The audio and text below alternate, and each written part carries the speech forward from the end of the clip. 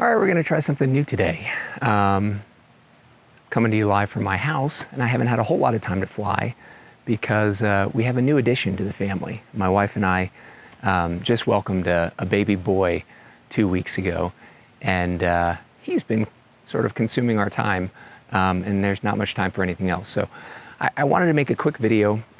This is maybe the first of a few that I'll make that will mix a little bit of dialogue, things that I've learned over the years from flying Man+Mooney, and I want to preface all of this by saying I am not a CFI. This is by no means intended to, take the place of proper instruction. I am just, a fellow Mooney driver, sharing my experiences with whoever wants to listen. Of what I've learned over the years and few hundred hours of flying my bird. So that said, the topic I want to cover today is landing a Mooney. And Moonies get a bit of a bad rep for being really difficult airplanes to land. I don't think that's deserved at all. I think, if anything, they're one of the smoothest flying, easiest to land airplanes I've ever flown. What they are is very unforgiving to poor technique. So what you have to consider is there are two envelopes to which you can really get into a dangerous situation when landing a Mooney. The first is too slow, obviously. You stall and the airframe loses lift and you crash. Or have a really hard landing. And one that maybe you haven't considered is almost equally as dangerous, and that's too fast. The reason landing too fast is dangerous is Moonies have rubber discs, at least the vintage Moonies that I fly do. And just like bouncing a rubber ball, if you compress those discs, there's very little shock absorption. They just want to bounce. And so if you do that too fast, you're not going to land mains first, you're going to land nose first, and it just bounces you right up into the air. And what that will do is instantly, increase your angle of attack. It could put you, depending on your airspeed, into a very quickly, very, very suddenly into a dangerous angle of attack where now you're at risk for a stall. Or under the best case scenario, what it does is it shoots your nose up into the air. You're gonna, push the yoke forward to get it back down, and now you're in a, pilot, induced oscillation, low to the ground, with very little airspeed. So that's why I say there's sort of two extremes to what you need to consider, and this is probably true for any airplane. I'm speaking to you from a Mooney perspective because that's what I have hundreds of hours flying, and that's what I fly, on a daily basis. So if you're comfortable maintaining, around 10 to 20 miles an hour of airspeed on landing, this shouldn't be, very difficult for you to grasp. So what I would encourage you to do is practice slow flight. And what I mean by that is practice slow flight immediately before you go in for a landing. We all fly planes with very different weight configurations. My Mooney can have a 800 pounds difference between being completely empty and being completely full. And that can have drastic drastic impacts on the performance and landing characteristics of that plane. So before you try this, maybe take off, leave the pattern, get into a slow flight configuration, and then we'll get the numbers for what we need for the next steps. So go up, do some slow flights, find that stall horn. So find out where on your airspeed indicator you're starting to hear that stall horn. In my case, I usually have two tones with my stall horn. It kind of barks at me a little bit, then it screams at me, and then we stall. So get comfortable with where that, where you'll first see the stall, beginning on your airspeed indicator, and where it finally breaks. And I'm going to venture to guess, it's a lot slower than you think it is if you're having trouble with landings. I think probably the biggest problem that people have when landing a Mooney is they're coming in too fast. So before we push the envelope on the slow side, I want you to feel comfortable with where that wing breaks. So once we've done that, we can just do a quick, whatever that VSO was, where your wing broke, multiply it by 1.2, 1.3, and that will be your approach speed for this round of practice. If you load 3 of your friends in the back, that's going to change, obviously. So once you've found that, approach at that 1.2, 1.3 VSO speed, and the next steps are probably best if this is your first time trying this. Best practice at an airport with a longer runway. I'd say maybe 5,000 feet or so, because you may burn the first 2,500 feet of that practicing what we're about to do next. So to land a Mooney properly, in my opinion, you have to wait for the stall horn. So the sweet spot to land a Mooney is you want to do it after you've heard the stall horn, but before the wing actually breaks from a stall. So that's the period of time that you have to set the mains down properly. So in order to get a feel for that, what we do is fly down to the runway, just like a normal landing, over the numbers, pull the throttle to idle, and I want you to get that plane down until your wheels are, 1 to 2 feet off the ground, max. Once you get in ground effect there, just slowly pull back on the yoke to maintain that altitude. So you'll get in the ground effect, you'll level off, and then as your airspeed begins to bleed off, you'll find you'll need a little more back pressure, and then a little bit more back pressure, and a little bit more back pressure. And depending on how fast you came in, it'll seem to go on forever.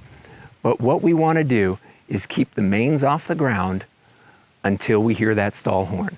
And in order to do that, as your airspeed slows, you obviously need to pull a little bit more back pressure on the yoke, just a little bit more, a little bit more.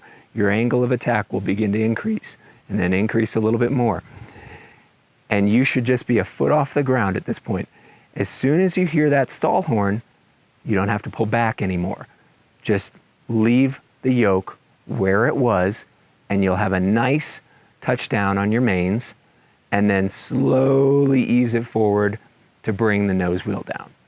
So that's my secret to landing a Mooney, is it's all about making sure you hear that stall horn before your mains touch. Now, what this is going to do in practice is burn a whole lot of runway. But as you get more proficient with it, you'll find that you can chop the power, over the fence. You'll be watching that airspeed bleed off. As you get in ground effect, you'll be at a higher angle of attack, and you'll be able to land it just like anything else. So the Mooney, if you follow those steps, is really no more difficult to land than a 172 or a 150. And I would venture to say that it's one of the smoothest landing airplanes there are, because it makes you a better pilot. You don't want to land hard on those rubber discs because you bounce.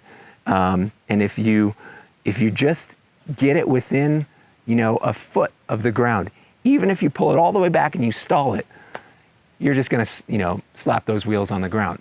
So you don't really have to worry about getting too slow once you get down there.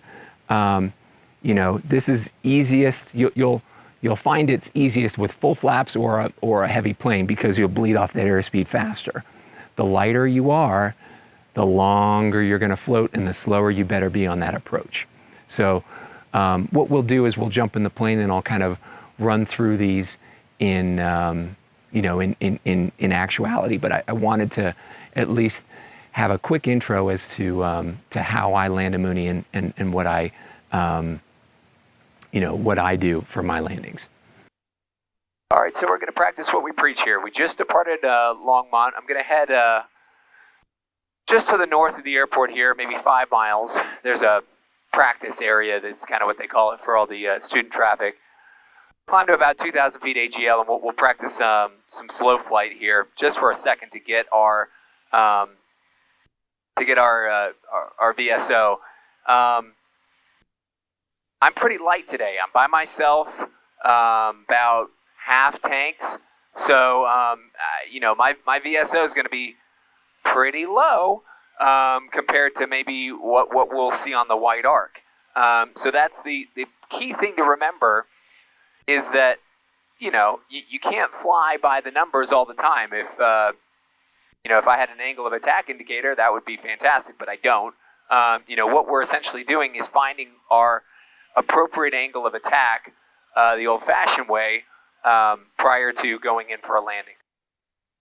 All right, now we're full flaps, gears down. We're already into below the green line. We're fully in the white, and as you can hear, no stall warning horn yet.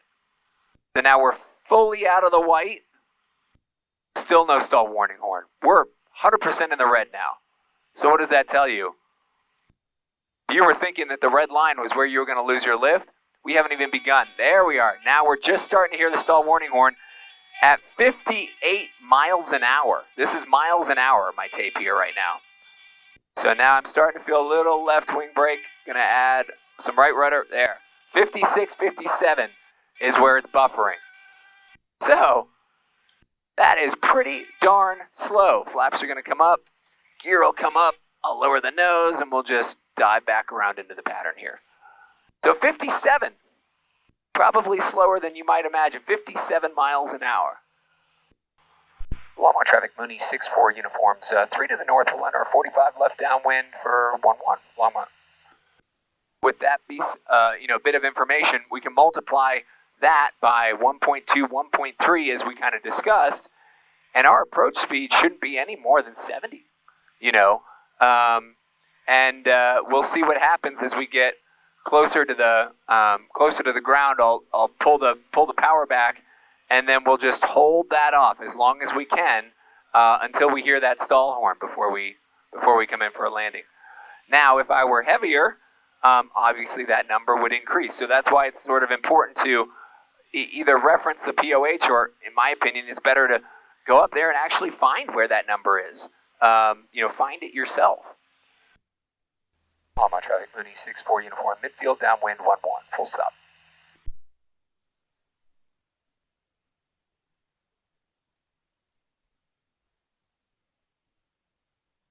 All right, I beam the numbers 1-1.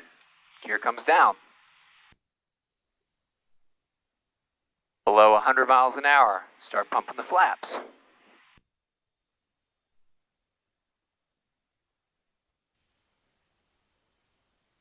All right, I'm turning base at about 80.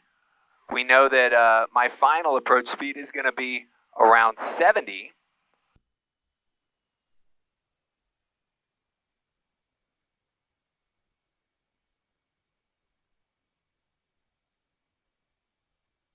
$500.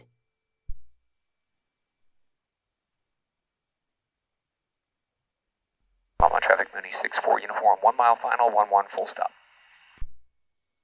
So there's a little bit of a crosswind from the north. So we're correcting for that.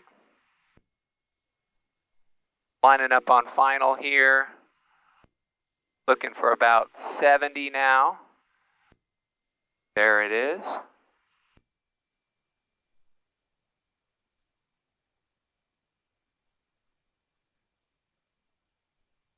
All right, coming up on the numbers, I'm going to pull the power back. Hold that back pressure and just wait for that stall horn. There it is. Start to lower the mains and then slightly lower the nose. And that is how I land a Mooney.